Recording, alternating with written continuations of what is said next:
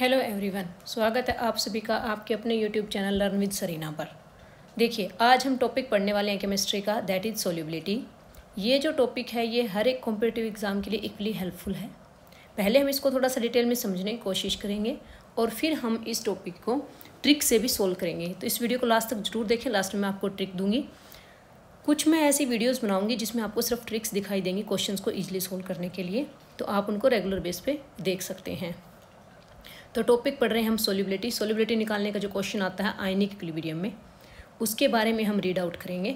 और यहाँ पर मैं आपको नोट्स शो करूँगी, वो मेरे खुद के हैंड रिटन नोट्स हैं, ठीक है। वो थोड़े ऐसे मिक्स हो रखे हैं, लेकिन मैं उम्मीद करती हूँ कि आप उसको पढ़ लेंगे। तो देखिए, हमारे पास जो टॉपिक है दैट इज़ सोल्युबिलिटी, हम ये टॉपिक पढ़ने वाले हैं और टॉपिक का हमारे पास नाम है दैट इज़ सोल्युबिलिटी। देखिएगा, ये आर्टिकल है हमारा सोल्युबिलिटी का। तो अगर हम इसके बारे में बात करें कि सोल्युबिलिटी क्या होती है, कैसे करना है, क्या पढ़ना है इसके बारे में, तो देखिएगा, सोल्युबिलिटी जो है इसको हम रिप्रेजेंट करते हैं एस या फिर के एस से। अलग अलग बुक अलग अलग रिप्रेजेंटेशन देती है, जो आपको ध्यान से देखना है। देखो, एस या के एस से हम इसको रिप्रेजेंट करते हैं। अब देखिएगा, इसके बाद सोल्युबिलिटी की अगर हम बात करें तो किसके बारे में करेंगे, वी से ओनली फॉर इनसोल्यूबल सोल्ट। ये सिर्फ इनसोल्यूबल सोल्ट के लिए होता है। जैसे एग्जांपल दिया यहाँ पर AgCl, silver chloride, not for solubility, soluble salt. Solubility जो टर्म होती है ये इनसोल्यूबल सोल्ट के लिए होती है, सोल्यूबल सोल्ट के लिए नहीं होती। If salt is completely dissolve in water, no need to find solubility. अगर आपको कोई क्वेश्चन दिया उसमें सोल्ट कम्प्लीटली डिजोल्व हो गया वाटर में, तो आपको सोल्युबिलिटी फाइंड आउट करने की जरूरत है नहीं। अब आपके पास में मेन पॉइंट आता है। मेन पॉइंट हमारे पास में क्या आता है कि भाई सोल्युबिलिटी जो टर्म है उसका क्या मीनिंग है, हम उससे क्या समझें। तो देखो, the number of mole of salt that can particular dissolve in volume.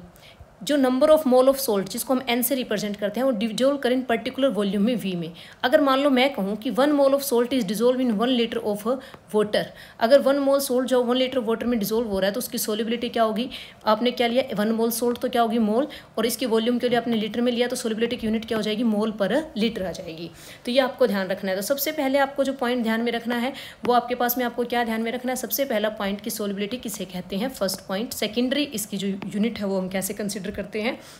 और अब देखिएगा, अब हम बात करेंगे थर्ड पॉइंट कि हम एग्जाम्पल से कंसिडर करते हैं। हमारे पास में ये वाला एग्जाम्पल है, आप ध्यान से देखेंगे, ये वाला एग्जाम्पल है आपके पास में। सिल्वर क्लोराइड को हमने वाटर में डिसोल्व किया तो हमारे पास में क्या किस में डिसोसिएट हुआ, ये Ag positive Cl negative aqueous में। देखो, सिल्वर क्लोराइड जो है इसकी मैंने S लिखा हुआ है, इसका मतलब सॉलिड है। इसकी सोल्युबिलिटी को हमने मान लिया S, वाटर की सोल्युबिलिटी क्या है 0, और सोल्ट Ag पॉजिटिव की भी S और इसकी सोल्युबिलिटी भी क्या है S, ठीक है।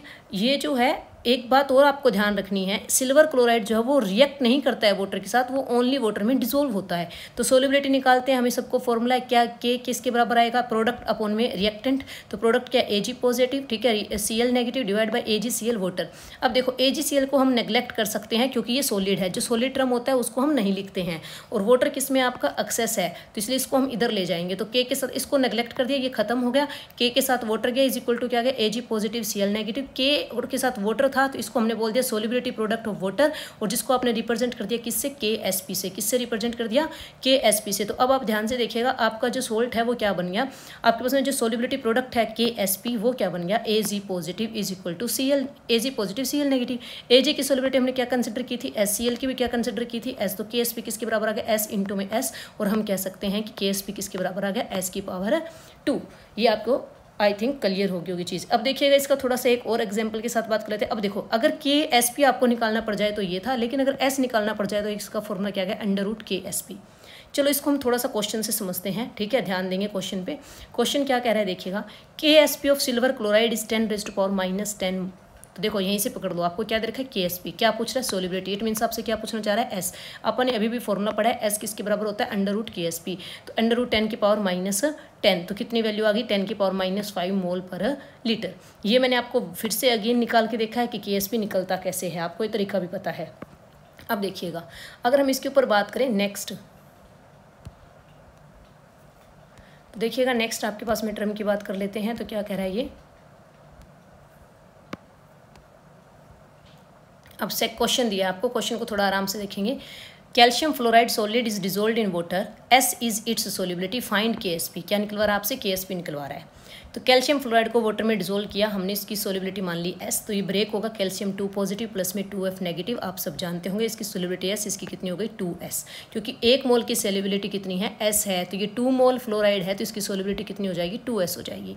तो KSP निकाला हमने, आप सबको पता है ये सॉलिड होता है इसलिए ये क्या हो जाता है कॉन्स्टेंट, और वाटर एक्सेस में होता है इसलिए इसको ये सोल्युबिलिटी इसको 1 मान लेते हैं, वाटर एक्सेस में होता है इसलिए इसको कॉन्स्टेंट मान लेते हैं। तो KSP किसके बराबर आएगा, इस टर्म के बराबर आएगा। आपको पता है जो भी यहाँ कोफिशिएंट होता है वो पावर में चला जाता है, ये आ गया S और 2S की पावर, तो कितना आ गया 4S की क्यूब।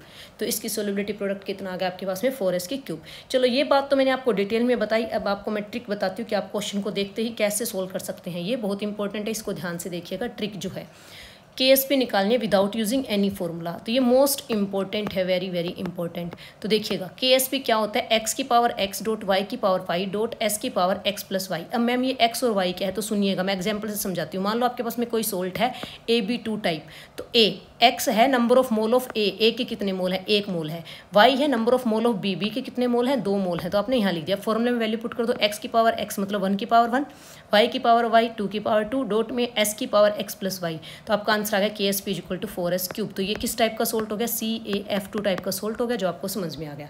चलो इसको हम एग्जाम्पल से भी देख लेते हैं। एग्जाम्पल आपके सामने क्या कह रहा है, एल्यूमिनियम हाइड्रोक्साइड, इसको x मान लिया, इसको y मान लिया।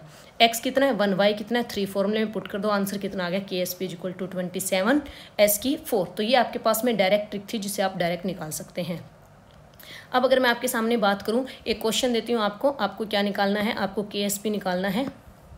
देखिएगा ठीक है, KSP निकालना है आपको,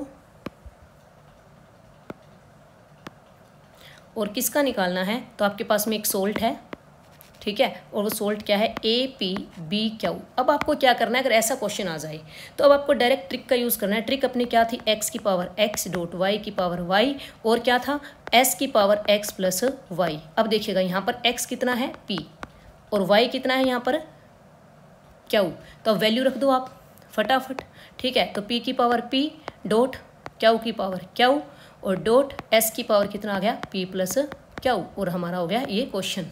आई होप आपको समझ में आ गया होगा। तो ये इसका सोल्युबिलिटी प्रोडक्ट आ गया, जो क्या आ गया हमारे पास KSP। तो ये थी आज की video, thank you so much.